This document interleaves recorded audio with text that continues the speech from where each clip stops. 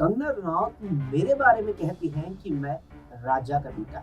मेरे पिता वीरभद्र सिंह सिर्फ रामपुर बुशहर रियासत के राजा नहीं थे, वो हिमाचल प्रदेश के लोगों के दिलों में राज करते थे और यहाँ के राजा थे। और मुझे गर्व है कि मैं उनका बेटा हूँ। हिमाचल प्रदेश की लोक निर्माण मंत्री और मंडी लोकसभा सीट से कांग्रेस के प्रत्याशी विक्रमादित्य सिंह ने बीते रविवार को रामपुर बुशहर में अपनी पुश्तैनी आवास पद्म पैलेस के बाहर इकट्ठा लोगों को संबोधित करते हुए ये शब्द कहे। शनिवार शाम को कांग्रेस की ओर से मंडी लोकसभा सीट का प्रत्याशी बनाए जाने के अगले दिन वो अपनी प्रचार अभियान का आगाज कर रहे थे। बीजेपी की ओर से कंगना को टिकट दिए जाने के बाद से ही ये माना जाने लगा था कि कांग्रेस इस बार उनकी मां और वर्तमान सांसद प्रतिभा सिंह के बजाय विक्रमादित्य सिंह को मंडी से उतार सकती है।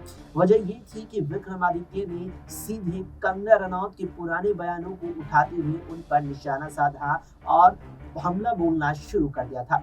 कभी उन्होंने सोशल मीडिया पर कंगना रनौत की राजनीतिक समझ पर सवाल उठाए, तो कभी पत्रकारों से बात करते हुए उन्होंने पुराने बयानों का जिक्र किया। पर कंगना रनौत ने भी सीधे विक्रमादित्य सिंह पर निशाना साधना शुरू कर दिया।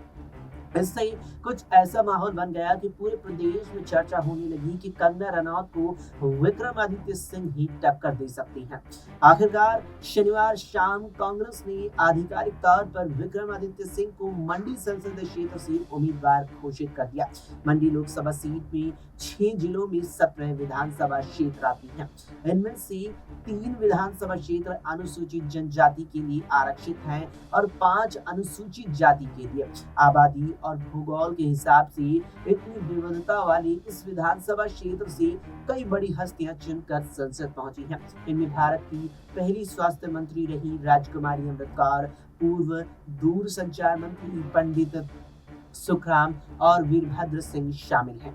इस बार हिमाचल प्रदेश की चारों लोकसभा सीटों पर आखिरी चरण के तहत मतदान होना है, लेकिन मंडी लोकसभा सीट पर सियासी पारा लगातार ही चढ़ रहा है।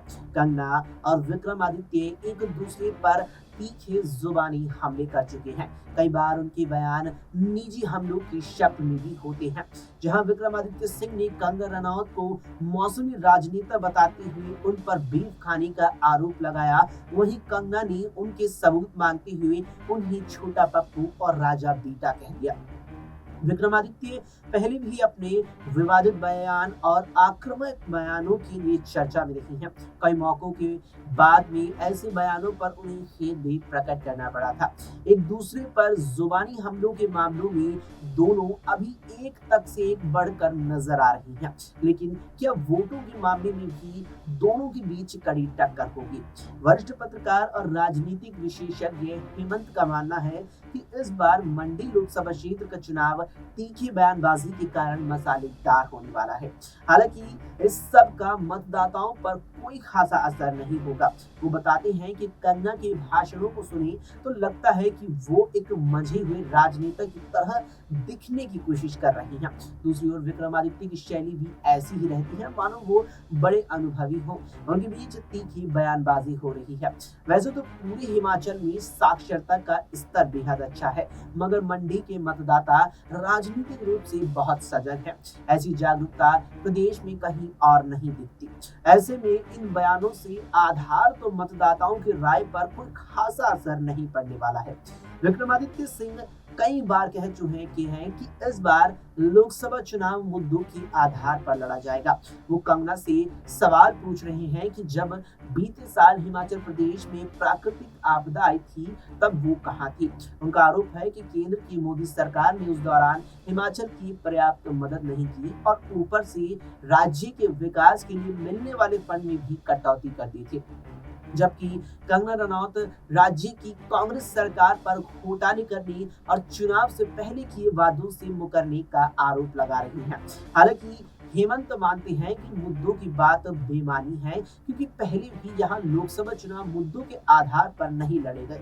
उन्होंने कहा कि बीजेपी पिछले 2 लोकसभा चुनावों से तो कोई भी ठोस मुद्दा लेकर नहीं उतरी।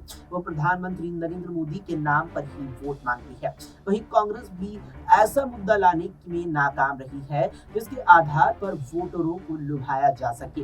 मंडी से बीजेपी के सांसद रहे रामस्वरूप शर्मा के निधन के बाद साल 2021 2021 में इस सीट पर उपचुनाव हुए थे, जिसमें विक्रमादित्य सिंह की मां प्रतिभा सिंह ने करीब 10,000 वोटों से जीत हासिल की थी। उस दौरान कांग्रेस ने दिवंगत वीरभद्र सिंह के कार्यकाल के दौरान हुए कामों का हवाला देते हुए उनकी लिए श्रद्धांजलि के तौर पर वोट मांगे थे। इस अपील का असर किन्नौर, लाहौर स्पीति, आनी और रामपुर के इलाकों में देखने को मिला था। इनमें से कई इलाके उस पूर्व रामपुर बुशहर रियासत का भी हिस्सा थे, जिस पर वीरभद्र परिवार के पूर्वजों का शासन रहा है। हेमंत का कहना है कि हालांकि वो कोविड संकट के बाद तुरंत हुए चुनाव थे, तो मेरा मानना है कि तत्कालीन बीजेपी सरकार के प्रति नाराजगी के कारण भी कांग्रेस को वोट पड़े थे। हालांकि मंडी लोकसभा सीट के तहत अभी भी एक बड़ा तबका ऐसा है जो वीरभद्र परिवार के प्रति वैसा ही राजा वाला भाव रखता है। यही कारण है कि वीरभद्र सिंह के परिवार से उम्मीदवार उतारने में ही कांग्रेस को जीत की ज्यादा संभावना नजर आती है। कंगना रनौत काफी पहले से ही बीजेपी की विचारधारा से करीबी दिखती रही है। सोशल मीडिया से लेकर मीडिया के मंचों पर वो बीजेपी के पक्ष में और उसके विरोधी दलों पर लगातार ही हमलावर रही है। उनकी यही शैली उनके कार्यक्रमों में भी अब देखने को मिल रही है। यहाँ वो प्रदेश की कांग्रेस सरकार से लेकर केंद्र में पहले की कांग्रेस सरकारों की नीतियों पर सवाल उठा रही हैं। जब विक्रमादित्य सिंह ने उन पर निशाना साधा, तो कंगना ने कहा कि वो हिमाचल की बेटी हैं, एक आम परिवार से संबंध रखती हैं और अपने दम पर मुंबई जाकर मुकाम हासिल किया है। उन्होंने कहा कि ये किसी के बाप दादाओं की रियासत नहीं है कि मुझे डरा कर भगा दे। उन्होंने राहुल गांधी को पप्पू और विक्रमादित्य को छोटा पप्पू तक कह दिया, क्योंकि वीरभद्र के निधन के बाद विक्रमादित्य का सांकेतिक राज तिलक करने की परंपरा निभाई गई थी।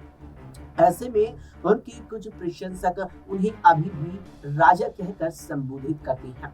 इस पर चुटकी लेते हुए कंगना रनौत ने उन्हें राजा बेटा भी कह दिया था। हिमाचल प्रदेश के शिमला के वरिष्ठ पत्रकार विकास शर्मा कहते हैं कि कंगना के इस तरह के बयानों को नकारात्मक ढंग से देखा जा रहा है। उन्होंने कहा कि उनके पुराने बयान और अभी जिस तरह की भाषा का वो इस्तेमाल कर रही हैं, उन्हें जनता सकारात्मक तौर पर बिल्कुल नहीं देख रही। हिमाचल में ऐसे विषयों पर चर्चा होती है और लोग इन्हें गंभीरता से लेते हैं। उन्होंने विक्रमादित्य पर जो टिप्पणियां की है, उनसे भी अच्छा संदेश नहीं गया है, तो कहीं ना कहीं इसका असर देखने को मिल सकता है। हाल ही में कंगना धर्मशाला जाकर तिब्बती धर्मगुरु दलाई लामा से मिली थी। दरअसल कुछ वक्त पहले फेसबुक पर उन्होंने जो बाइडेन और दलाई लामा की तस्वीर पर एक टिप्पणी कर दी थी, जिसे लेकर उनकी कड़ी आलोचना भी हुई थी। तो ये था हिमाचल प्रदेश की मंडी का पूरा सियासी समीकरण। लेकिन आपको क्या लगता है कि अपने बेबाक बोल से पहचान रखने वाली बॉलीवुड अभिनेत्री जो भाजपा की मंडी से उम्मीदवार है, क्या वो चुनावी मैदान में उतरकर जीत हासिल कर पाएगी या नहीं? इस पर अपनी राय हमें कमेंट बॉक्स में कमेंट करके जरूर बताएं। फिलहाल के लिए इस पेशकश में इतना ही। देश और दुनिया की तमाम खबरों के लिए आप देखते रहें SPN9।